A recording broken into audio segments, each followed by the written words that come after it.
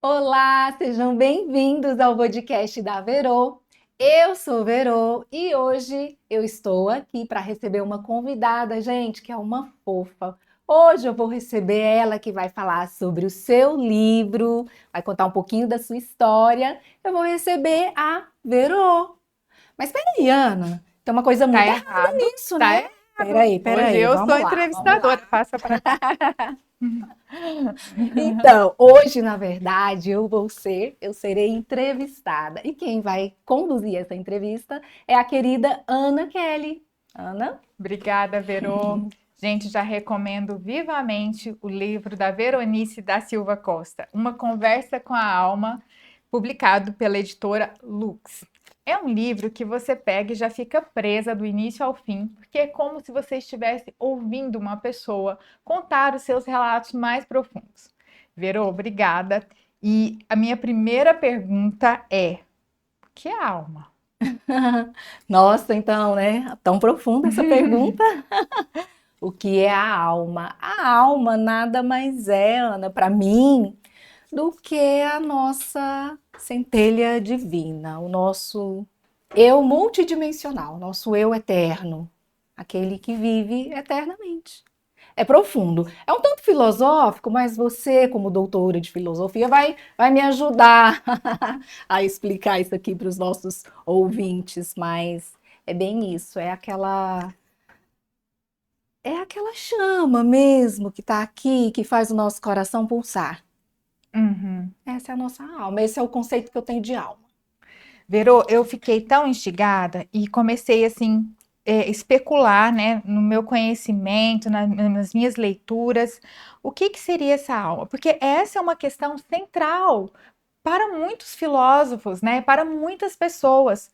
O que é a alma? Uma conversa com a alma. O livro é muito tocante, sensível e nos sinaliza uma compreensão de alma bastante particular, peculiar. Então, eu gostaria de Uhum. falar um pouquinho. Por exemplo, você começa o livro dizendo que perguntar, né, de onde eu vim, para onde eu vou, é uma questão do homem. Uhum. Mas eu fiquei pensando, será que nós sempre tivemos essa preocupação em pensar a nós mesmos? E eu fiquei pensando isso porque eu conheço você, sei do seu trabalho no Sebrae, né? Eu sei que você é gerente no Sebrae, está muito ligada a essa área do empreendedorismo. E, embora o seu livro seja um relato profundo da sua vida, imagino que Isso. ela também está ligada com o seu trabalho no Sebrae. Né? E eu fiquei pensando, porque a sua concepção de alma aproxima muito dessa concepção do homem da contemporaneidade, muito voltado para identificar os seus elementos que possam contribuir para que ele consiga viver bem neste mundo atual, no século Uhum. XXI. Exato. Uma coisa que me chama a atenção é que a ideia de alma, embora seja uma questão antiga, quando você pega, por exemplo, os primeiros filósofos, eles perguntavam sobre os princípios da vida, mas Sim. estava muito mais direcionado para uma questão de constituição. O que eu sou? Então, Uhum. muito vinculada ao cosmos, à natureza, o que eu sou? Qual é o princípio da vida? Sim. Depois, com Sócrates, começa a dar uma guinada para o homem. Então, uma perspectiva mais antropológica. Então, a questões de liberdade, mas ainda assim, o homem está muito voltado para a polis, para a cidade, ele se realiza na cidade.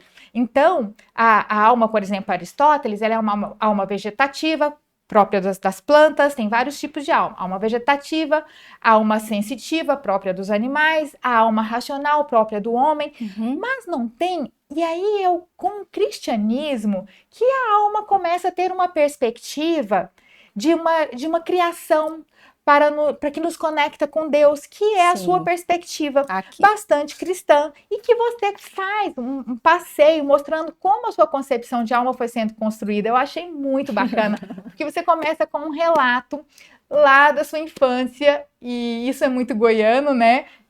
Que é da festa de Reis, né? Eu queria que você falasse como é que Isso. você começou essa investigação Ai, da que sua alma. lindo! Pois é, como que começou a investigação com a alma? E essa investigação, ela começou, Ana, lá na infância mesmo, com esse momento aí das festas de reis que eu coloco no livro, Uhum. né? Meus avós, eles sempre foram devotos de Santos Reis, então todo ano em janeiro eles faziam uma grande festa, né? E assim, era possível ver ali tanta gratidão nos olhos daquelas pessoas, assim, muita fé, né? Lembrei até de quando nós Uhum. conversamos sobre a fé no Uhum. invisível. Uhum. Eu falava, meu Deus, pessoas da roça, trabalhadores ali da roça, né? E tão agradecidos por tão pouco. E aquilo me despertou, nossa, e quem será esse Deus a quem essas pessoas têm, né, demonstram tamanha devoção, pessoas com tão pouco e demonstram tamanha devoção por esse Deus.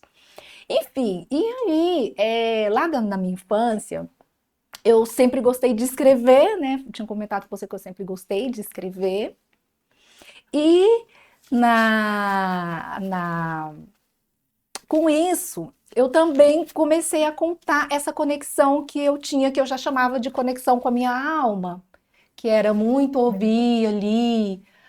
Por exemplo, minha mãe ensinou pra gente que a gente tinha um anjo da guarda. Então, que sempre que eu tivesse um medo, sempre que eu tivesse uma necessidade, era para eu recorrer ao meu anjo da guarda. Ai, a minha mãe E também foi minha primeira oração. é, Engraçado que eu tô escrevendo, já concluí, tá em processo final, minha vivência com os santos. E o anjo da guarda, a oração não que acho é? que toda Acho que criança, toda né? criança E ela pede, acolhe, né? né? Você fala do seu anjo da guarda e você fala que sente ele até Eu sinto queimar do seu até lado, hoje, e né? é verdade. E aí eu fiquei pensando, por que essas coisas, quando você compartilha, você fica meio com medo de. Porque é muito íntimo, né? É Quando muito eu vi você íntimo, falando do seu Ana. anjo da guarda, que você sente ele até queimar do seu lado, eu me lembrei de uma coisa que nem no meu livro eu coloquei, vou Ah, contar aqui, porque então já que você falou, eu conta. criei coragem. Isso, fala. Quando você vai desenvolvendo meditação e oração, e se comunicando mesmo, pedindo ao seu anjo da guarda, ele vai se aproximando Sim. mais, porque senão ele Uhum. vai, acho que, cuidar da vida, Sim, das outras sim. coisas, que ele deve ter mais o que fazer. Isso é verdade. Mas esse quente, né, que você fala da sua presença, eu sinto muito nas minhas mãos quando eu penso no Olha, anjo da guarda, que assim. E aí, lindo. assim, nunca, nem no livro que eu falo, eu não Não conto isso, porque colocou? assim, me parece às vezes pretensioso demais, me parece às vezes lunático demais. Não, E eu tenho não. essa dificuldade. Quando eu vivo essa coragem de você falar, porque tem que ter coragem. Tem, Ana, eu estava falando mais cedo aqui com você, né, antes da gente começar, que, na verdade, quando a gente. O livro, ele é uma extensão do autor, do que a gente, de Aham, como a gente pensa, no que a gente acredita, de como aham. a gente vive, né? Ele é uma extensão da nossa alma, É, né? é muito E íntimo. E muito você tornar íntimo, isso né? público para qualquer um ler. Isso, e aí assim, poxa, é uma exposição muito grande, porque é a minha intimidade que está aqui, então eu coloquei isso, olha, desde pequena eu tenho uma conexão muito grande com o meu anjo da guarda, e de fato, por vezes eu sinto o calor da presença dele ao meu lado, mas isso foi sendo desenvolvido, lembra quando eu falei que a minha mãe falava, Não é olha, gratuito, chama, não, chama não, seu não foi da anjo, primeira não vez, foi da não. primeira vez, isso foi, né, poxa, hoje eu já tô com 47 anos, e Eu isso também. desde criança, É, eu também e eu começo a ter tinha. uma coisa bem recente, de alguns E anos. eu construí uma fé tão grande no meu anjo da guarda que para mim ele é real, ele tá comigo mesmo até que eu comecei a sentir verdadeiramente uma presença. Olha, já aconteceu de eu entrar no carro para ir trabalhar, às vezes um dia que eu tô mais ansiosa, tô preocupado com alguma coisa, eu falar, nossa, meu anjo, vem comigo. E eu senti ele sentando Ali, te acompanha. do meu lado, É, é, sabe? é. E aí, assim, eu fui desenvolvendo isso. E depois você me perguntou, né, como que você começou, iniciou essa investigação? Então, primeiro lá, vendo a devoção dos meus avós, naquela fé A toda. questão dos Santos Reis, né? Porque eu também sou goiana e também já vi festa dos Santos Reis. E uma coisa que me chama a atenção é como é que vai marcando e moldando, você até usa essa expressão, né? Uhum. Moldando a alma. Porque você é lá criança e assim, quem conhece a festa sabe que você cita isso ainda. Ninguém tem dinheiro, assim, Não, então um dá um pacote de arroz, o sim, outro um pacote de outra é um movimento coisa, de cooperação de muito grande, cooperação, né? né? E aí você via aquele movimento todo, juntar tudo, e aquilo multiplica que a cidade Isso, inteira se alimenta, se a cidade inteira alimenta. come e leva para casa. Uhum. Né? Eu fico pensando, gente, como isso definiu o perfil dela, de quem ela se tornou, né? Uma pessoa que trabalha no Sebrae tem isso Na veia, na né? veia, né? Eu falei, olha só que O bacana. cooperativismo, a colaboração. E uma outra coisa, um outro fato que eu ponho lá no livro, que também, assim, tudo isso contribuiu para a construção da minha espiritualidade. Eu falo das mulheres da minha vida, da minha ancestralidade, das mulheres que areavam panelas. Eu vi. Então, quando eu fui escrever, né, no momento todo da escrita, sempre que eu eu voltava, me remetia a esses fatos, várias vezes eu me emocionei.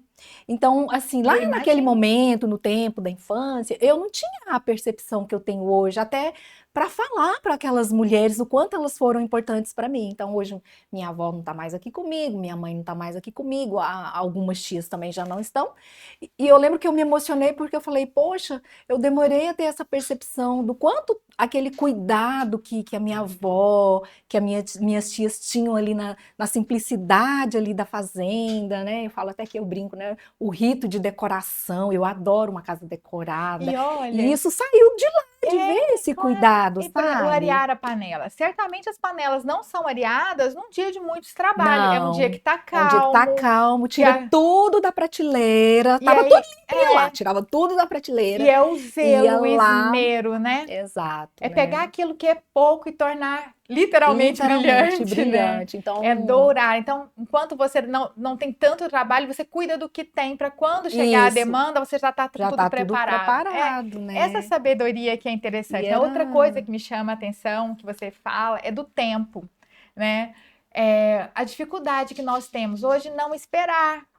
Como que Uhum. uma, de novo, né, puxando para sua área de trabalho, que é o Sebrae, que assim, embora o livro em nenhum momento cite nada do seu Sim, é. trabalho, você conecta o tempo todo, porque ele tem tudo a ver. Eu achei muito Ah, bacana, né? legal. Essa demanda do tempo, assim.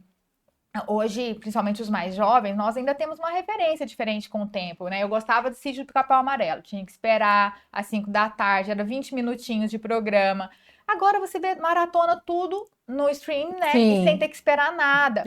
As exato. frutas têm em qualquer época do ano. E aí, quando você parte para uma empresa, as pessoas não sabem que primeiro tem que ter um projeto e Sim, fica em casa, planejar. planejamento, e que vai demorar. Ela quer, Tem um tempo de maturação ali né? do seu Os fenômenos negócio. da internet que um Sim. dia, em um mês, faturam 1 milhão, né? Aham. Isso é a exceção, não é? Acontece, mas não é a regra.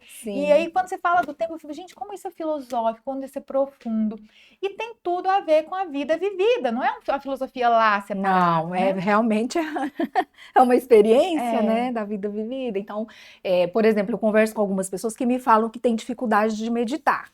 Porque, primeiro, porque não tem tempo, ou então porque a pessoa não gosta do silêncio, Aham. né? Tem pessoas que têm dificuldades com silêncio. Aquietar a mente. Então, aquietar a mente nesses tempos modernos aqui, com tanto estímulo para a sua mente ficar o tempo todo ali trabalhando, trabalhando, trabalhando, esse processo de você parar um pouquinho, fazer uma pausa para refletir, que é a proposta que eu trago aqui no livro, ela está cada vez ficando mais distante. Então, a gente precisa fazer um exercício consciente, Ana, de falar, não, eu preciso desse momento comigo, porque isso vai nos levar, vai impactar em várias questões existenciais, né, que Uhum. habitam a todos nós, questões emocionais, Uhum. crenças que nós trazemos, pragmatismo, né, que nós Exato. trazemos. Eu penso que esse momento de pausa, de refletir, de meditar ali, ele pode contribuir para a gente fazer o inverso desse mundo que está tão cheio de estímulo, a gratificação que é imediata. Então, como você está trazendo Uhum. aqui, né? Eu não tenho mais o tempo da espera. Eu Não. quero tudo ali de forma muito imediata, porque está sendo oferecido isso, não é? O Então, seu livro é o fruto de uma meditação, né, o Verô? meu livro ele é o fruto de uma Eu vi que você meditação, foi construindo, meditando, rezando, estudando, pensando. Então, não é estudando. é uma coisa, é um conjunto. É o seu trabalho, é a sua vida, é meditação, é É estudo. estudo, inclusive as pessoas perguntam, né? Quanto tempo você levou para escrever o livro? Eu falei, olha, eu fiquei A minha vida, escrevendo 40 anos. 40 anos. 40 anos eu levei escrevendo esse livro, que foi fruto de muito. Eu sempre tive um diário, desde criança, eu Aham. anotava tudo. Como que a escrita entrou na minha vida, Ana? A escrita entrou para mim como uma escrita terapêutica. Eu era uma pessoa muito tímida, Eu tinha Ficou pra vergonha trás, né? A não, timidez. ficou pra trás. Isso não te pertence. Não me pertence mais. Então eu tinha muita vergonha de me expressar. Então, se eu estava feliz, eu corria pro meu caderninho e escrevia que eu estava feliz, porque eu estava feliz. Estava Se eu triste. estava triste, a mesma coisa. Se eu estava com raiva, a Era a mesma sua coisa. linguagem. Foi a forma que eu encontrei de me expressar na escrita. E aí, eu sempre fiz isso. Então, eu escrevi o livro durante 40 anos. Claro que houve depois, né, uma fase em que eu resolvi me aprofundar mais no autoconhecimento. Falar, olha, esse negócio faz sentido, tá me fazendo bem, isso é bom. Eu vou me aprofundar nisso aqui. Aí eu comecei realmente a estudar, a investigar, a fazer um processo investigativo comigo mesma, né? Uhum, Então, assim, o livro é fruto de um laboratório uhum. que eu fiz mesmo, não é? E até porque o sentido das coisas, eles não se dão assim abruptamente, né? Não. Você lê um livro, e o sentido, quando é um livro denso, né? Se é um livro importante, um livro realmente importante, você tem um primeiro entendimento mais literal do que ele está dizendo literalmente. Depois aquilo vai se desdobrando em conjecturas, em correlações com outras leituras, em Sim. correlações com a sua vivência, com desdobramentos mais metafísicos, mais. Então, assim, quando você descreve, por exemplo, uma dissertação de mestrado, uma tese de doutorado, que eu terminei agora, é, é muito difícil você estar com muitas atividades ali, porque você está estudando todo o tempo full time? Não. Mas você lê e fecha e vai lavar a louça. Mas aquilo está ruminando. Sim. Né? Ruminar, eu acho que é uma boa palavra, né? A vaca come, vai e volta aquele capim. E os textos e as experiências também são ruminadas, né? Você vai digerindo aquilo, e aquilo vai reverberando e criando novos significados, novos sentidos. E o seu texto a gente vê muito isso, né, Verô? Eu gostei muito disso. Agora, Verô, agora tem uma coisa que eu fiquei. Você disse que começou a buscar essa conversa com a sua alma. Muito pesado esse papo, né? Porque assim, eu comecei falando que é a questão central da filosofia, assim, de vários pensadores. Santo Agostinho tem um livro chamado Solilóquios, que ele é muito modesto. Ele elege para a conversa com a alma dele, quem vai mediar o diálogo, Sim. a razão. Então, como é que ele conversa com a alma? Usando a razão. A razão é a mediadora. E a razão pergunta para ele: o que você quer conhecer, Agostinho? Ele diz: a Deus e a alma. A hora que eu li, falei, gente, a Verô também está querendo conhecer a Deus e a alma. E você traçou algumas estratégias para você conhecer, né? Eu fiquei vendo aqui vários elementos, eu não vou arriscar aqui, mas algumas técnicas que você elegeu, eu gostaria que você falasse. E isso, antes de você falar das técnicas, eu queria falar do quarentão, né? Dos 40 anos, que pra gente, pra nós mulheres, me parece que é bastante importante. Sim. Eu também passei, eu estou com 51 anos, mas eu também passei por esse momento ali por volta dos 40, né? Que você já tem filho, já tem uma vida mais ou menos estruturada ali, e você fala, poxa, o que é isso? Aí, né? Porque nós ficamos muito conectados com a opinião do outro, Sim, com o outro. o tempo todo. Primeiro o pai, a mãe, a família, depois o trabalho, depois marido. Mas e eu? Né? E eu? Isso. Eu, por exemplo, né, fui uma menina que sempre foi vista como uma menina boazinha. Todo mundo se referia a mim na minha família, a Kelinha é boazinha. E eu não queria perder esse ponto de boazinha. E para ser boazinha, eu tive que passar por cima da minha essência. A gente abre mão de para continuar com o título de boazinha, porque a Kelinha é boazinha. E hoje eu me ocupo de ser boa, não de ser boazinha. Tô ressignificando isso. Olha, nossa, isso é muito importante. E Kelly, essa é uma fala assim que muitas de nós, mulheres, eu acredito, boa, você que passam desagrada muita gente. Porque aí você pensou, refletiu. E você vai agir de acordo com as suas convicções e arcar com as consequências. Ser boa é isso, não é ser boazinha. A boazinha nem confiável é, porque ela é boazinha, mas ela fica depois remoendo aquilo. Como ela é verdade. Fiz aquilo, né? Então, eu acho que estou trocando ser boazinha por ser boa. E eu queria que você falasse dessa virada de chave, dessa guinada aí dos 40 que você passou. Então, Kelly, como você conseguiu construir a isso? psicologia, ela trata essa virada aí como a metanoia. Até era um termo que eu não conhecia. E depois eu fui entender que a metanoia nada mais é do que aquele desejo profundo de mudança, de você se perceber alguém que você como você está trazendo aqui, né? Que não é, eu não sou essa pessoa boazinha. Uhum. Eu sou mais, né? Uhum. E o que fazer para mudar? Então, sim, né? Ali nos 40, teve essa fase, vida E as pessoas se estruturada, e assustam, as porque pessoas tá se assustam acostumada com quando você você muda. Então, concordar. eu até falei assim, olha, eu comecei, por exemplo, quando veio toda essa questão, né, da existencial mesmo, assim, qual que é a minha real contribuição aqui nesse mundo? O que eu vim fazer aqui? O que eu estou fazendo? Fazer o gosto dos E, outros, gosto e esse que nem assim, foi pensado, e uma aí pessoa que age por por manada. isso, e eu não quero viver a verdade alheia, eu quero viver a minha verdade, a minha essência, aquilo que eu sou. E uma das coisas que, assim, foi por onde eu comecei, eu tinha muita dificuldade de dizer não, porque eu era a pessoa boazinha, a Uhum, mulher boazinha. E eu uhum. sempre fui a boazinha, uma pessoa muito prestativa, só que chegou um momento que o título de boazinha começou a me incomodar. Pesar na sua alma. Mas como assim, né? Porque é como você está falando, a gente abre mão de muitas coisas. Então eu tinha uma dificuldade muito grande de dizer não.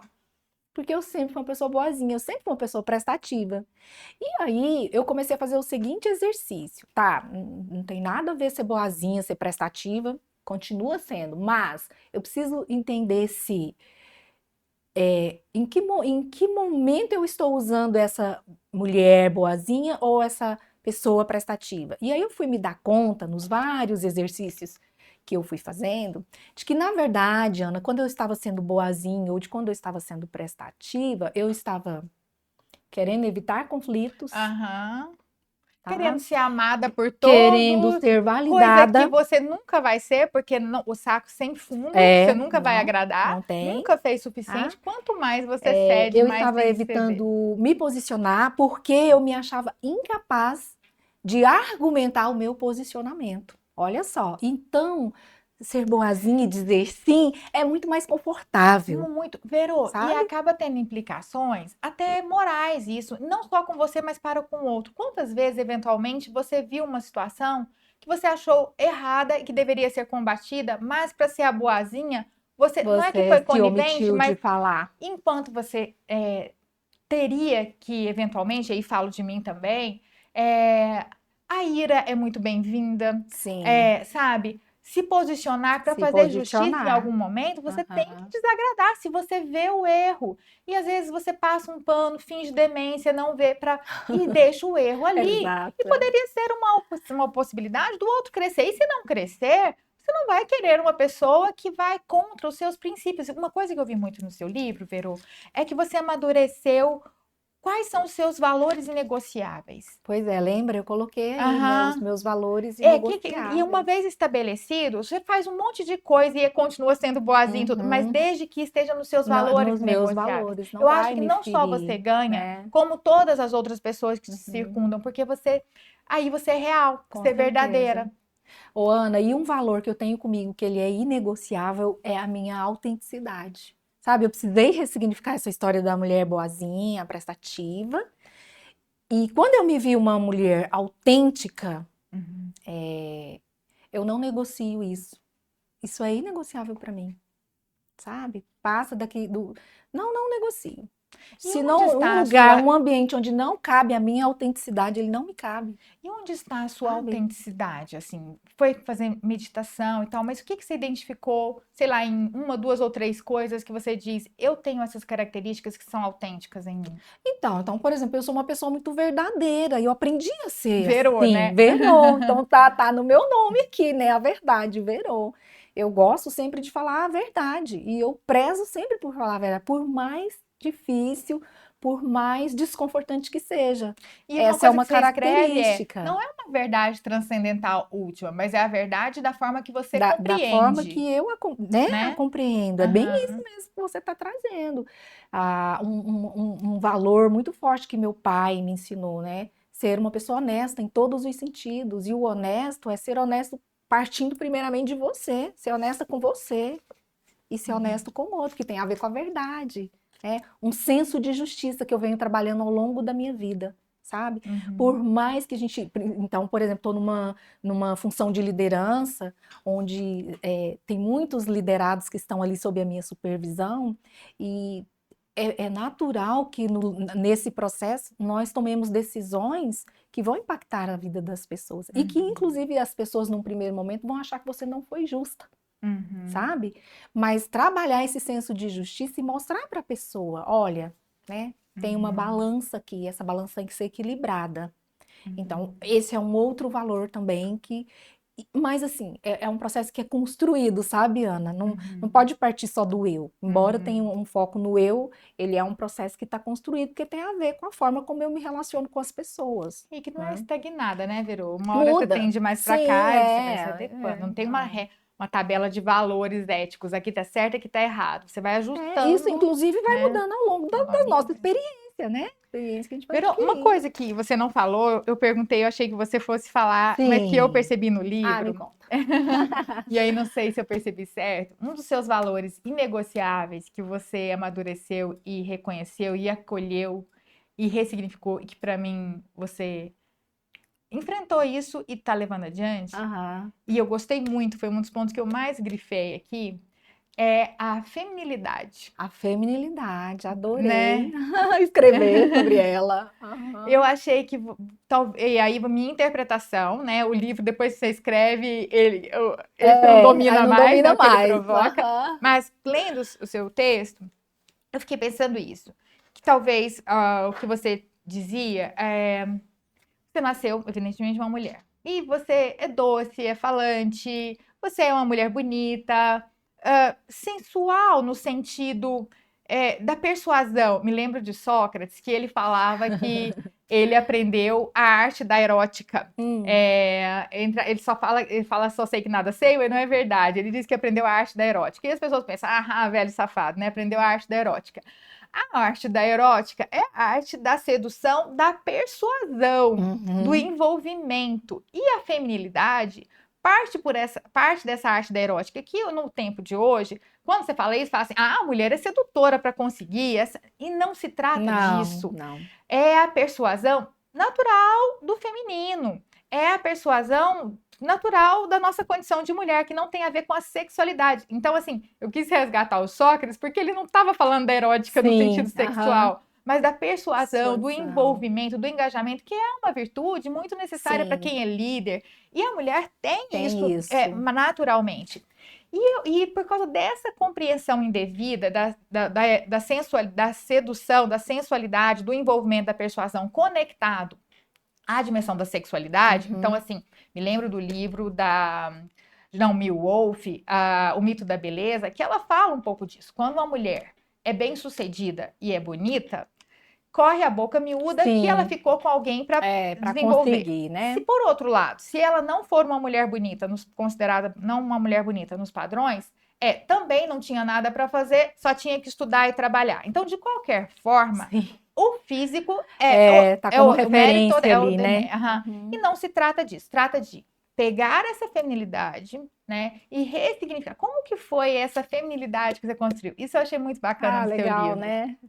Eu Porque senão gostei dá a dessa impressão que parte você tem que também. virar meio homem, meio macho para poder ser Sim, respeitado, aham. né? E Senão, não passa por isso, não. Essa questão é muito profunda também, sabe, Ana? aham. E, assim, a feminilidade, primeiro para mim, assim, muito ligada a um arquétipo da cuidadora, daquela pessoa que cuida. Tanto que a feminilidade, ela não está vinculada a nenhum gênero, homem ou mulher, Então, você fala, né? né? Todos Eu falo temos. lá, todos nós temos essa Uhum, feminilidade, porque está ligado muito a esse arquétipo da pessoa que cuida, da pessoa que zela, da pessoa que usa de persuasão para transformar ali uma situação difícil, para acalmar, uhum. né? E assim, muito no sentido, a feminilidade, muito no sentido de estar em paz da forma que você é, com o que você tem, de se olhar no espelho e gostar do que você vê no espelho. Uhum, Sabe, isso não tem a uhum, ver, como você está trazendo, da questão erótica em uhum, si, né? uhum, Mas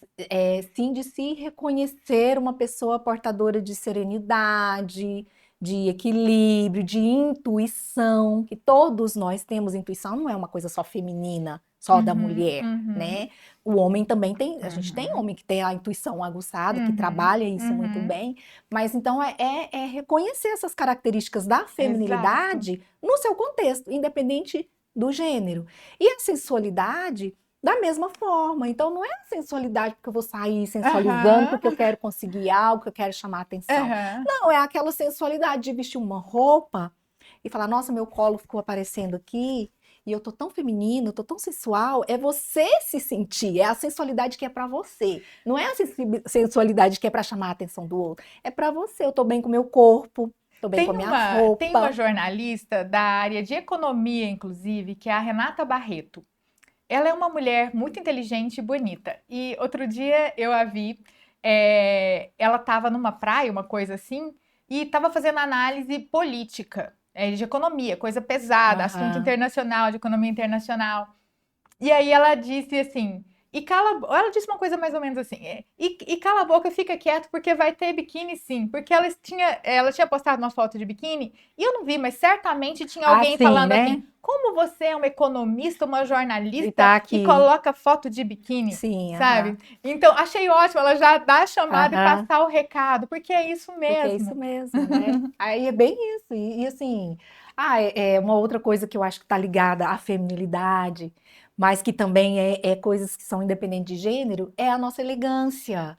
A Aham. elegância que vem da alma, que é essa elegância de você ser verdadeira, de você acolher o outro, de você respeitar o outro, de você se posicionar, sabe? Eu E isso é da vejo, mulher, né? E isso nós é da fazemos com mulher. todos. Às vezes corre a ideia, assim, que a mulher, num ambiente de trabalho, se tem que buscar alguma coisa, um café, manda uma mulher. E muitas mulheres hoje eu percebo que elas tentam não fazer isso para não reforçar essa ideia de Uhum, cuidadora, de babá. sim. Até entendo isso. É bem desconcertante se com um grupo de várias pessoas tem que buscar aquele que estiver mais disponível, que estiver mais fácil dele levantar e ir. Mas a mulher tem isso naturalmente e eu acho que bem adequado não é demérito. As mulheres ajudam os outros, inclusive mulheres, Inclusive né? mulheres. E é muito comum você ouvir assim que mulheres odeiam mulheres, que mulheres têm inveja de mulheres, que as mulheres Que mulher se competem arruma para para mulher. mulher. Então, a competição ali. Então, assim, cria um obstáculo. As mais velhas temem as mulheres mais jovens por causa da juventude. As mulheres mais jovens temem as mulheres mais velhas por causa da Da sabedoria, que essa não vem sabedoria. antes dos 40. Não, não. Aliás, assim, a gente já tá com. Mas, assim, eu não trocaria o meu pensamento de hoje, né, aos 51 anos, pela minha idade de 20 anos, Não, jamais. nem Eu eu, queria os 20 anos jamais. junto com a de agora, mas Inclusive, eu não gosto mais da minha versão dos muito. Eu sou muito 40. melhor hoje, né? E aí eu me lembro, assim, de Maria, sabe? Porque a Bíblia ela é muito ilustrativa. Então, Maria está grávida. Ela está grávida. É uma menina que está grávida. Ela vai a pé, anda um pedaço longo para ajudar a prima que também está grávida, só porque ela é mais velha. Olha o apoio, Uhum, né? Então a mulher serve a outra mulher, a mulher sim. ajuda, elas não são rivais, Não, né? não E como pode. ajuda os outros também. Então assim, eu gosto muito de combater essa ideia.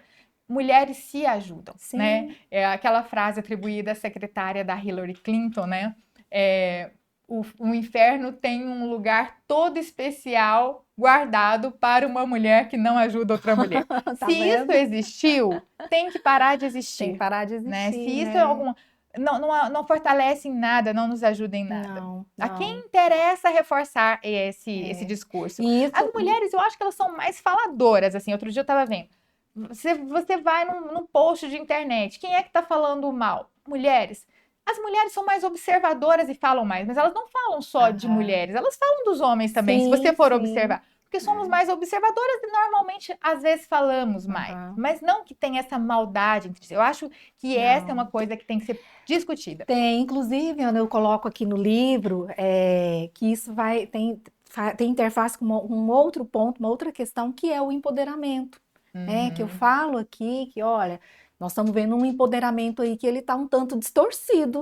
Na minha, uhum. na A minha, palavra ficou na até meio minha queimada, ótica, né? é isso, é um empoderamento distorcido. Não é sobre ser superior aos homens ou a Exato. outras mulheres, né? Empoderar tem a ver com você ajudar, que é bem isso que você está falando, né? Pegar as suas Abrir. virtudes, as suas Sim, potencialidades e botar a e serviço de colocar a si e do serviço de outro. si e do outro, independente se é homem, independente de mulher, porque, na verdade, quando a gente vai para esse empoderamento midiático que é disseminado aí, tá muito mais numa competição desenfreada de homens e mulheres, né? Do que realmente um empoderamento, assim, tá distorcido, que o empoderamento no sentido de falar, vou te empoderar, olha, vamos comigo lá, Ana, você vai fazer a entrevista, você vai sair super bem, fica tranquila, dá tudo certo, eu tô te empoderando quando eu faço isso, né? Tô abrindo espaço para você, então, e quando eu trouxe lá no livro As Mulheres da Minha Vida, e eu falo que eu honro, que eu acho que todos nós temos que honrar a nossa ancestralidade, porque independente do contexto de relacionamento que nós tenhamos, em família, tudo, é fato que quem veio antes de nós abriu caminho para a gente estar aqui hoje. Isso é empoderamento, isso trata de empoderamento, que tem a ver com a feminilidade e que tem a ver com a sensualidade. É isso. Vero, assim, muito gostoso, assim, uma coisa assim que eu estava olhando aqui, que eu queria não esquecer de falar, é quando você fala da força dos nomes, né? Esse nome tem umas histórias bem legais. Então, assim, as pessoas, às vezes, né, devido a necessidade de se adequar ao mundo, à família, ao trabalho, às exigências sociais, você vai desconectando da sua essência e você já nem sabe mais quem você é. Sim. E você aponta que talvez um bom lugar você começar a mapear ali é o seu nome. E aí você disse pra gente fazer uma retrospectiva e investigar quem é o nome. Mas aí eu fiquei pensando, porque eu sou filósofa e eu não gosto muito de solução, eu gosto de arrumar problema. Né? Tudo a ver. Então, assim, eu acho ótima a ideia de fazer uma retrospectiva do nome e investigar qual é o sentido ali. Meu nome, por exemplo, Ana Kelly. Ana tem a ver com graça, aquela que é cheia de graça. Sim. E Kelly, guerreira. Então, assim, eu fiquei pensando, gente, cheia de graça, eu vivo entre o céu e o campo de batalha, né? Porque é cheia de graça e Kelly guerreira, né? Então, assim, entre um amém e um tiro, né? Tem que ter graça. É tiro, porrada e amém, e oração. Então, assim, eu fiquei pensando, é muito de mim mesmo. Eu tenho uma dimensão mais doce, mais branda, que eu acho que tem essa conexão, né? Aquela cheia de graça, no sentido aí da palavra. Mas eu também, assim, enfrenta pra ver. De guerreira mesmo. Então, acho que diz muito sobre mim.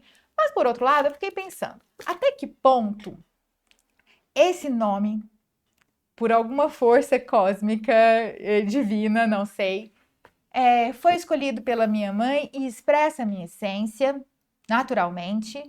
Até que ponto eu sou condicionada pelo meu nome? Ainda que eu não saiba. Sim. Ele traz uma energia. Eu digo isso, o meu referencial agora vai sair da filosofia e ir para o filme dos Smurfs. Tem um filme dos Smurfs que os Smurfs vai para Nova York. Eu não sei se você já viu. Assisti. E aí, o desastrado tá num apartamento que tem uma moça que fica muito encantada, do tanto que ele é fofinho e bonitinho. E ela pergunta o nome dele. Ele fala, desastrado. Aí ela fala, desastrado? Ela fica com muita pena dele. Desastrado? Ele porque na minha tribo, na minha comunidade, a gente é assim, cada um coloca o nome a respeito de que ele é. Aí ela ficou muito assim com pena dele, falou, mas como é que eles colocaram desse nome? Coloca antes de você nascer ou depois que você nasce e vê você? E aí faz toda a diferença. Se você coloca antes, ele diz, sou desastrado. E você já começa a se comportar já se empoderou como daquilo ali, da força do nome. Sou preguiçosa, sou desorganizada. Então, esses rótulos te condicionam. Ou primeiro olhe, te veja e não, você é um desastrado. Como que você pensa no nome? Então, Ana, deixa eu te contar a história do nome. Ele me define ou eu defino? Não, a gente que define. Vou te falar por quê. A história do nome começa o seguinte, eu tenho uma irmã gêmea, nós somos 3, então eu tenho uma irmã gêmea que chama Verônica. E tem a minha irmã caçula que chama Angélica. E desde pequena eu ouvia meus pais falarem, não. Ai, Verônica é um nome bíblico. Verônica foi a mulher que limpou o rosto de Jesus no caminho do Calvário. Aí eu ia lá toda animada. Ai, Veronice. Aí minha mãe falava assim, não tem nenhum significado. É pra combinar com Verônica. Veronice é pra combinar com Verônica. A função era combinar com a sua irmã. Aí daí eu ouvi, Angélica, porque é um nome angelical, tem tudo a ver com os anjos. Aí você? E Veronice, a mesma história. Não, Veronice é pra combinar com Verônica, né? E aí, eu lembro que quando eu ia pra escola, Você é a filha do meio. Eu fiquei a do meio, né? E aí eu lembro que fui para a escola, tinha Camila, Beatriz, Laura, os nomes assim, né? E eu falava, eu gosto de Camila, eu podia chamar Camila, eu podia chamar Você queria Valéria, qualquer menos o nome, seu. menos Veronice, né? Só que depois, já, assim, eu lembro até de algumas colegas falarem assim, nossa, mas seus pais não podiam ter te dado um nome mais comum? Eu nunca conheci nenhuma Veronice. E aí, sabe quando você começa a Aham. colocar a pilha na Criança é cabeça? cruel às É. vezes. Bom, enfim, aí depois na adolescência, a gente já na adolescência quer contestar, quer ser diferente, Aham. né? Eu comecei daquela coisa de me sentir uma pessoa em comum, um nome em comum. E ali, nesse momento, eu comecei a achar que o meu nome, ele me conferia uma certa elegância, Você que as foi. Camilas não tinha, a Valéria não tinha, a Laura não tinha, e eu achava que eu tinha. Enfim, eu lembro que eu comecei um tempo na minha vida, eu conto isso aqui, estudar italiano, eu gosto de estudar Uhum. italiano, e eu conheci a palavra vero, que significa Aham. verdade, e dona, mulher. Aham. E eu comecei, né? Eu sono una vero donna, sono una vero donna. Eu sou uma mulher verdadeira. Aham. E aí eu fui pesquisar o significado do nome, aí achei uma variante de Veronice para Veronique, num francês, que tinha a ver com imagem verdadeira, Mas sempre ligada à mas noção de sempre verdade. ligada à noção de verdade. E eu ressignifiquei mesmo. Eu falei, olha, eu sou uma mulher verdadeira. Meu nome não é só para combinar com Verônica. Meu nome significa eu sou uma mulher verdadeira. E quando eu fiz esse exercício, assim, de forma muito profunda, eu me senti uma pessoa mais segura, uma pessoa mais confiante, sabe, assim? Uhum. Mais interessante. Mais interessante. Não, eu acho que pode bater um papo comigo, vocês vão gostar. Eu tenho um papo interessante. Sabe essas coisas? Aham. Então, assim, eu me apoderei da força do meu nome. E na conversa que eu tive com a Alma, quando eu acessei essa primeira conversa que deu origem ao livro, eu lembro que surgiu isso. Olha, quando eu perguntei, né, mas quem sou eu? Não, você é uma pessoa, você é meiga, você é doce, feminina, você é regida pelo poder da intuição, você tem a força da mulher guerreira. Presta atenção no seu nome. Presta atenção como você se apresenta para as pessoas. Qual que é a sonoridade do seu nome? Faz esse exercício de falar seu nome, presta atenção na sonoridade dele e se ancora nessa força. E foi isso que eu fiz. E é tão interessante, Ana, que teve uma época eu estava fazendo um serviço voluntário na igreja e a gente ia nas casas das pessoas rezar o terço mariano. Então a pessoa ia no grupo de oração, tinha um sorteio, levava a imagem de Maria para casa e a gente ia na casa das pessoas rezar o terço. Uhum. E eu lembro que eu cheguei na casa de uma senhora, ela chamava, ou chama, eu acredito chama ainda, Maria Aparecida. Ela começou a contar a história de vida dela, e ela falou que ela era uma pessoa que ela tinha assim, uma baixa estima. Ela não era muito bem com ela. Uhum. Rolava uma questão lá, assim, que ela não era muito bem com ela. Uhum. E eu lembro dela falar pra mim que ela não gostava do nome de Maria Aparecida. Ela tinha vergonha desse nome. Eu não gosto que me chama de Maria. O povo me chama de Cida, eu não gosto que me chama de Cida. Eu não gosto do meu nome. Aí eu lembro de conversar com ela assim, olha, e será que não foi o fato de não gostar do seu nome que fez com que você chegasse nessa baixa autoestima, nessa situação de não se aceitar? Te rolava uma Uhum. questão de não aceitação lá. Enfim, passou. Aí nós rezamos o terço, naquele dia, assim, todas as passagens bíblicas abertas remetiam às histórias de Maria. As pessoas começaram a dar testemunho do poder do nome de Maria na vida delas. E eu lembro que no final ela falou comigo assim: olha, eu nunca tinha pensado assim no meu nome como que um nome poderia ter poder. Eu nunca pensei no meu nome dessa forma. Na verdade, eu nunca gostei do meu nome e eu nem quis pensar nisso. Mas eu vou fazer esse exercício de buscar a força do nome Maria Aparecida para mim. Eu fiquei feliz, falei, nossa, que bom, Uhum. né? E Uhum. esse é um exercício. Então, e tem situações de nomes que não ressoam com a pessoa, de a pessoa, inclusive, ir via judicial mudar o nome, porque Mudar. aquele nome não Uhum. ressoa com ela. Se for necessário isso, eu acho que Uhum. vai em frente, né? Mas se for o caso de ressignificar, né? De Uhum. quando Veronice passou a ser um nome de que eu sou uma mulher verdadeira, eu gosto de me apresentar como Verô. Então eu falo para as pessoas E hoje não onde eu vou. coadjuvante de alguém, né? Não, aí então eu falo para as pessoas, olha, meu nome é Você Veronice, mas pegou sua identidade. eu gosto de ser chamada de Verô, porque todas as vezes que eu ouço alguém me chamando de Verô, eu lembro que eu sou uma mulher verdadeira na minha essência. E eu ainda brincava esses dias numa palestra que eu fiz. Não se trata de ser uma mulher verdadeira porque eu só falo verdades, não. Porque de vez em quando tem umas omissões aí, com a sacolinha de roupa, que chega em casa, o marido pergunta, tem umas omissões, mas não se trata disso. Se trata de você ser verdadeira na sua essência, da forma que você é, com as suas virtudes, com as suas forças de Uhum, caráter, com a sua uhum. potencialidade, mas também com as suas inseguranças, com seus medos, com as suas dúvidas. É você Virou ser uma coisa que verdadeiro. chamou atenção no seu livro, é que para você chegar a isso, parece que você usou algumas técnicas. Você começou Usei. católica e tal, você é católica, mas parece que você usou algumas técnicas e eu gostaria que você dissesse Uhum. quais foram, assim, para a gente saber, para a gente. Sim. Então, Ana, de fato, né, assim, o processo do autoconhecimento, ele é muito esse processo de introspecção, você voltar o olhar para dentro de você, conhecer nossas sombras e nossa luz. Uhum. O primeiro ponto é esse. E existem ferramentas para fazer Saber que isso, tem as né? sombras, né? Saber que tem as Porque você não sombras. pode jogar a sujeira já debaixo do É tapete. isso é isso que nos faz humano, é essa dualidade, né? A Uhum, gente vive nesse mundo aqui que é dual, dia, uhum, noite, preto, branco, uhum, frio, quente, é a uhum. nossa E dualidade. transita, né? Então, Ninguém é só bom, não só é mal o tempo linear, todo. ninguém é só. Você está falando, eu não sou só luz nem só sombra, não sou só Uhum, boa, não sou só má. A gente transita por isso, uhum, não é linear. Tanto que o sinal de vida lá nos aparelhos, né, é o quê? A uhum, gente está transitando entre o uhum, alto e o baixo, a uhum, sombra e a luz, não pode ser uhum. diferente. E tem ferramentas, e o que eu fiz foi recorrer a diversas ferramentas, né? Então, até pessoas que leram o livro vieram me questionar, né? Nossa, mas quando você decidiu adotar todas essas ferramentas na sua vida, isso não contradiz a sua religião? Você se diz Uhum, católica, e uhum, isso não contradiz a sua religião? Eu falo, olha.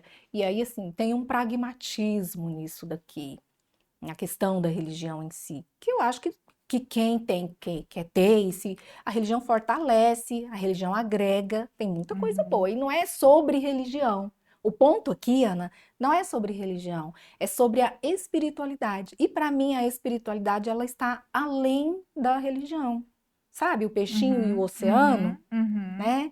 É mais ou menos isso. Então, eu busquei, eu me identifiquei. Sabe aquela questão que passa pela identificação daquilo que ressoa com a nossa Uhum, alma? uhum. Eu me identifiquei com as terapias holísticas, que trata da dimensão não só física e mental, mas que trata da dimensão Quais foram essas espiritual, terapias? Você né? pode E citá-las? aí, vou citá-las. A Uhum. primeira terapia que eu fiz foi a terapia dos registros akáshicos, que pressupõe que todos nós temos uma caixa, por isso que ele chama registros akáshicos, onde não, ficam gravadas as memórias de todas as vidas que nós E tivemos. você faz isso como? Com um Com um terapeuta? terapeuta, né? E aí a gente já, eu e o É um processo terapeuta. longo? São muitas sessões? Como é que é?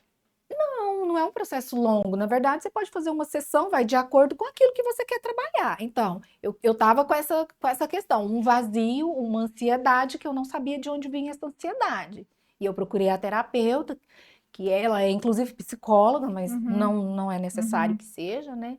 E vamos fazer essa leitura dos registros acásticos, que foi onde surgiu essa conversa. Olha Foi só. onde surgiram medos, e aí eu comecei a investigar medos, onde surgiram inseguranças, e eu comecei a investigar a segurança. Então, todos os pontos que foram trazidos, eu comecei ali um processo de investigação. Disso, eu fiz regressão de vidas passadas. Uhum. E quem você Outra foi? ferramenta que eu fiz, quem eu fui? Ah, Então, olha, eu vou te contar uma coisa que aconteceu agora, bem recente. Eu fiz recentemente. Eu acessei uma vida em que eu era um homem e eu era um palestrante. ah, E eu estava num palco e eu falava para muitas pessoas. Só que não havia propósito no que eu falava. Eu não acreditava em nada do que eu falava. E aí eu me vi numa cena em que eu aham, cheguei para esse eu aham. e falei para ele: "Olha, agora vai ser diferente, porque agora tem propósito em tudo que eu falo". E nós choramos. Nós choramos, ele agradeceu, ele falou para mim, olha, eu esperava ansiosamente esse momento de me libertar e de te libertar. E a partir disso, eu tô subindo no palco e eu tô falando com propósito. Uhum. Entende? Para mim fez um sentido muito grande. Uhum. Mas é uma coisa muito íntima, tem que fazer sentido para você. Sim. Para mim fez sentido. Vieram respostas para mim de muitas coisas. Por que eu acredito, Ana? Porque não foi alguém que falou, que ouviu, que eu pensava. São frutos de resposta a conversas muito íntimas que eu tenho com Deus, que eu tenho com a minha alma, que foram sendo trazidos do tipo, só eu e Deus sabia disso. Não tinha como aquela pessoa saber. Não tinha. É uma coisa muito íntima minha, muito profunda. Só Deus sabia disso. E a resposta veio. Veio exatamente a resposta das perguntas que eu fazia para Deus. Fora essa Sabe? técnica, E fora isso, eu fiz hipnose. Fora isso, eu invisto muito nas meditações. Agora, as meditações já era uma diárias, uma ferramenta, rotina já sua era que você já já era uma faz. rotina na minha vida. Só que eu procurei aprender mais técnicas de me conectar de forma mais profunda. Agora, eu E como você acredito. foi? Você fez cursos, você lê? Como você foi Não, adquirindo eu essas fiz técnicas? cursos, eu busquei terapeutas espirituais, eu conversei com psicólogos, sabe? Uhum. Assisti muitos documentários. Eu adoro estudar filosofia de vida, então eu tenho estudado Entendi. muita questão de filosofia de vida. E quando, Ana, você abre a mente para, por exemplo, estudar filosofia de vida, para estudar a espiritualidade, sem você se vincular a um conceito, a um consenso que já está posto ali, a gente começa a abraçar outras possibilidades de cura, né? Uhum. Porque a cura ela está em nós. A Uhum. cura ela está em nós. E claro, a gente conta com ferramentas, com médicos, remédios, uma série de, né, de outros fatores que nos ajudam, mas a cura primeiro ela acontece em nós. Então foi preciso eu me desprender de um certo pragmatismo que eu tinha em relação a todas essas terapias, Uhum. porque tinha.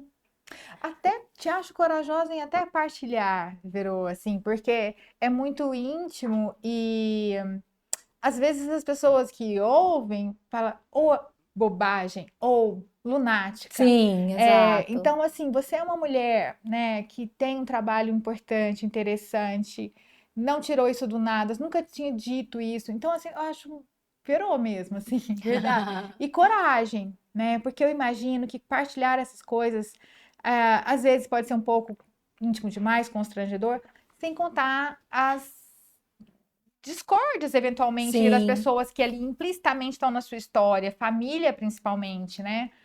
Quando eu estava lendo o seu livro, eu me lembrei, agora eu estava tentando me lembrar o nome do autor, mas agora não vou lembrar, mas ele é um francês de 30 anos, 32 anos, e ganhou prêmios muito importantes de literatura agora recentemente. E o livro dele mais conhecido é um livro. Então, ele é um rapaz, né, que é francês e vivia no interior da França. E o livro dele mais conhecido e mais importante, que ele foi mais premiado agora, ele não é recente o livro, mas foi premiado agora. Ele conta a infância dele. E aí, Uhum. primeiro, na França não existe uma pessoa pobre desse tanto. Ele conta do nível de pobreza que era na casa dele. E assim, é uma coisa difícil de achar até no Brasil, eventualmente. Uhum. Não, tem. Então já foi um choque com o país dele. Sim. Isso não existe na França. Fica quieto que você não É. existe. Depois ele conta da relação dele com os irmãos e com o pai, que é uma coisa assim absurda. E aí a família inteira ficou de mal dele e foram a público dizer que ele estava mentindo, né? Então ele teve vários problemas. Depois, quando for postado no, Aham. no, no canal do YouTube, eu vou colocar lá o nome do autor, que agora eu não consigo me lembrar de fato. Mas eu fiquei pensando em você, né? Uma pessoa da sua família pode olhar e falar, mas isso não foi assim? Isso não existiu? Você tá ficando doida, E tem isso né? mesmo, né? Tem isso mesmo. Mas, de novo, o valor inegociável é a verdade, né? E eu não tenho Uhum. problema em falar a verdade. Eu acho que se a minha E história pode puder não ser inspirar assim para alguém, fala, mas é para Sim, você. exato, É para né? É para você. você. Inclusive, você falou assim que ia me fazer uma pergunta provocativa sobre, né, o porquê da questão do eu, né? Aham. Tudo eu, foco no eu. Pois é, isso eu acho uma coisa muito contemporânea, assim, de nós, né? Assim, o eu. Então, assim, um filósofo da tradição poderia dizer quanto ego ali, o Uhum, eu. Mas, assim, aham. e como é que você vê isso? Como que seria essa expansão do eu? Como que você Tá. entende? Então vamos lá para a gente finalizar aqui, porque o papo é longo, Não, viu? É senão poderia conversa para um dia ficar. inteiro. É, Aham. mas o que que acontece, Ana? O eu, vamos falar o eu de alguns aspectos aqui. E o primeiro, o eu como uma lente pela qual nós interpretamos o mundo. Então, naturalmente, para interpretar o mundo ali, eu vou primeiro voltar para mim, Uhum. né? Segundo, que todas essas questões existenciais de quem sou eu, o que que eu vim fazer aqui, como eu posso contribuir com o mundo, né? Ela envolve uma busca por propósito, uma busca por um significado maior, um sentido de vida maior. E essa abordagem, ela passa de uma perspectiva individual, muito individual. Qual que é o meu propósito de vida? Como que eu posso contribuir para o mundo? Um outro ponto é a questão da própria finitude. Quando nós nos deparamos em momentos da nossa vida com a possibilidade do fim, ou mesmo desde criança a gente confronta essa possibilidade, essa questão da Uhum. finitude. Um dia eu vou morrer, e se eu tivesse Uhum. morrido? E para onde que a minha alma vai quando eu morrer? Para onde a gente vai quando a gente morre? Criança, desde aquele dia, esse dia minha filha Uhum. estava perguntando isso, né? Então, assim, essa questão, quando a gente toma consciência dessa finitude, o eu, ele se torna a questão central, né? Uhum. Para onde a minha alma vai quando eu morrer? Uhum. Outro ponto fala sobre escolhas. Então, a responsabilidade das escolhas que nós tomamos ao longo da vida. Claro que a gente se relaciona, tem vários fatores, mas eu escolho, eu tomei uma escolha, eu tomei uma Uhum. decisão. Então, veja novamente que está Uhum. no eu. Agora, claro que é impossível dissociar o eu do outro, até porque toda essa busca de propósito, de sentido, Só faz sentido diante enfim, do outro, né? só faz sentido diante do outro, está relacionado Nós com só o outro, existimos, né, tá nesse relacionado contexto. com a forma como eu me relaciono com o mundo de forma geral. Uhum. Então, assim, o eu aqui é muito como num ponto de partida para buscar compreender, buscar aceitar e acolher a minha humanidade. Então, primeiro eu me reconheço, eu aceito a minha humanidade, toda a dualidade que me habita, Uhum. para depois eu aceitar o do outro. Porque se eu não aceito a minha humanidade, se eu não conheço a minha essência, essa experienciação humana, tantas Até para emoções, ver que as tantas suas coisas, mazelas interiores, as suas limitações e ser mais ser mais condescendente com o outro, condescendente né? com o outro, né? Então, assim, eu lembro que quando eu comecei a me aprofundar nessa questão do autoconhecimento, teve um momento que eu falei, gente, será que eu não estou sendo muito egoísta? Porque tudo sou eu. Mas, diante dos estudos que eu fui me aprofundando, qual foi a conclusão que eu cheguei? Eu não tenho controle sobre o outro. Uhum. Então, vou te dar um exemplo assim, simplista. Alguém que se comporta com uma falta de gentileza comigo. Eu não tenho controle sobre ele. Uhum. Eu tenho controle A como eu sua reajo à reação. falta de gentileza dele. Uhum. Entende? Uhum. Então, por isso está muito focado no eu. E eu só vou ser melhor com o outro se eu for melhor comigo. Eu só vou Uhum. tratar bem o outro se eu tratar bem comigo. Eu só Uhum. vou amar o outro se eu me amar. Sabe? Uhum. É como ponto de partida mesmo, assim. Aí eu entendi que não se trata de um egoísmo, não. Se trata de um processo mesmo de querer ser melhor em mim. De não tem que ser melhor com o outro. Eu tenho que ser melhor em mim. Porque sendo melhor em mim, naturalmente eu vou ser melhor com o outro. E acho que é bem nesse sentido. Não sei se eu consegui resumir aí para Perfeito, você. Verô, obrigada. Foi incrível esse Ah, que papo. Eu te bom! ouviria o resto da tarde. Ah, Muito bacana. muito bom, Parabéns né? pelo livro. Te Obrigada, desejo todo Ana. sucesso. Eu estive no lançamento lá no Café Fiore. É, conversa com a alma, editora Lux, Veronice. Verô, como que as pessoas fazem para comprar, adquirir o seu livro? Então, o livro ele está disponível na vitrine da Amazon, Tá disponível nesse formato, que é a capa comum, mas também tá no formato e-book, que você pode baixar no Kindle, enfim. E pode me acessar também diretamente pelas minhas redes sociais, que eu vou fazer questão de autografar um livro, mandar um pacotinho todo recheado de amor para você. E ainda tem aquele marcador de página lindo Ah, que tinha no então, o lançamento? marcador de página acabou, que ele fez sucesso, viu, gente? Foi muito bom. Mas, Ana, eu tô muito feliz, né? Obrigada. Me vi agora aqui no outro papel da entrevistada, mas foi muito bom poder compartilhar, né? Eu gosto sempre de conversar com você, eu te acho tão inteligente, então, assim, nossa, É admiro recíproco. mesmo, sabe? E foi muito bom esse momento, e eu espero que a gente possa seguir aí com Vamos parcerias, juntos. viu? Então é isso, um beijo na alma.